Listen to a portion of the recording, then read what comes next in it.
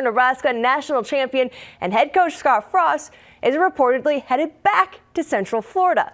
Frost led the Knights in 2016 and 2017. In 2017, UCF was a perfect 13-0 and finished 6th in the national polls. In 2018, Frost became the head coach at his alma mater, eventually leading the Huskers to a 16-31 record over 5 years. Frost was then fired during the 2022 season. And Nebraska